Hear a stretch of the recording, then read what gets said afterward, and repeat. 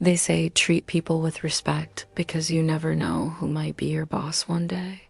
This story is the ultimate proof of that. I met a woman named Jade a few years ago at a corporate headquarters. She was giving a speech, and she was absolutely captivating. Afterwards, we got to talking, and she shared a part of her life story that just blew my mind. Jade told me that as a kid, her parents were always busy with work, so they'd often leave her with her aunt and uncle for long periods. To everyone on the outside, it looked like a perfect, happy family. But behind closed doors, Jade was treated like an unwanted guest, an outsider. She told me she felt like a real-life Cinderella. While her cousins, who were around the same age, had their own luxurious suites with big beds and private bathrooms, Jade was given a small windowless laundry room to sleep in. She slept on a foldable cot right next to the noisy washing machine and dryer. The room was always damp and smelled like detergent. She said the constant humming of the machines became the soundtrack to her lonely childhood nights. She wasn't allowed to eat at the main dinner table with the family. Instead, her aunt would give her leftovers on a paper plate, and she'd have to eat alone in the kitchen, sometimes even standing up because she wasn't allowed to sit on the good chairs. Her cousins would openly mock her. They'd call her the laundry room girl or the poor orphan, even though her parents were alive and well, just temporarily absent. They'd flaunt their new toys and designer clothes in her face, things her parents would have gladly bought for her, but her aunt and uncle never passed on her requests.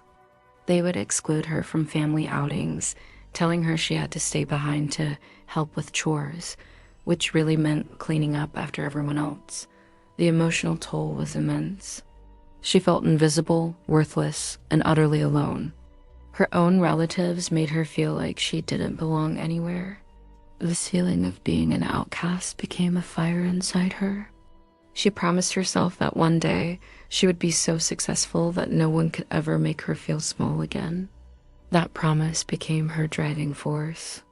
As soon as she was old enough, Jade poured all her energy into her studies.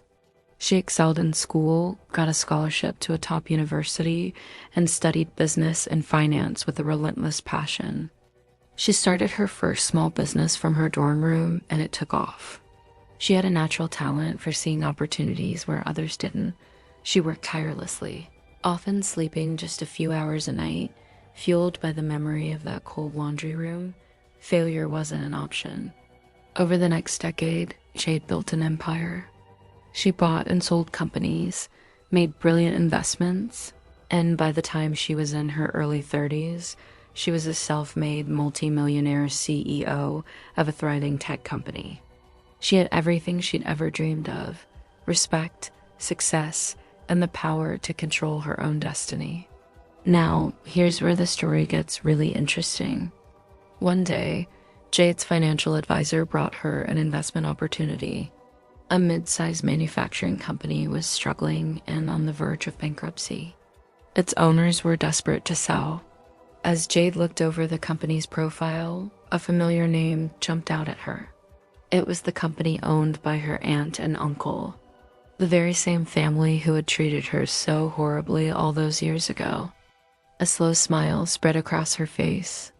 This wasn't just an investment, it was poetic justice.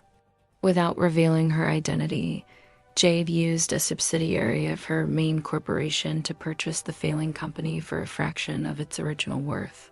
The deal was finalized, and a week later, an all-hands meeting was called. Her aunt, uncle, and her two cousins, who all held senior positions they were completely unqualified for, stood at the front, ready to meet the mysterious new owner who had saved them from financial ruin. Imagine their shock when Jade walked into the boardroom. Their jaws dropped. They couldn't believe that the laundry room girl was now their boss. Jade walked straight to the podium, looked each of them in the eye, and calmly said, "I believe you all remember me."